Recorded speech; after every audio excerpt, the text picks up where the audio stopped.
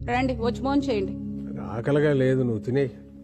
రే నువ్వైనా తింటావా? నేను ఆల్రెడీ పార్టీలో తినేసి వచ్చా. మానేయండి తిండి. ఆ?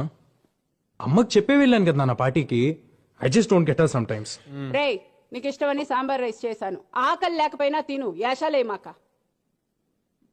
అమ్మ నాకు అసలు అర్థం కాదు నాన్న. ఇప్పుడే తిట్టింది, మళ్ళీ ఫుడ్ అంట.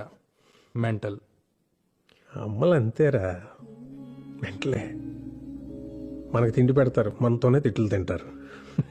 ఏమనుకోవాలని వాళ్ళు అంతేరా. గొడవ పడేది మనతోనే, మన మంచి కోసమే.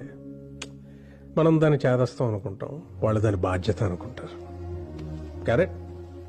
యూనో సంథింగ్, ఇంట్లో అమ్మో నాన్నో తాతయ్యో నాన్నమ్మో లేకపోతే ఇంకెవరు అడుగుతారా మన్ని తిన్నావా ఉన్నావా అని? వాళ్ళు ఉన్నప్పుడు వాళ్ళు విలువ తెలియదురా.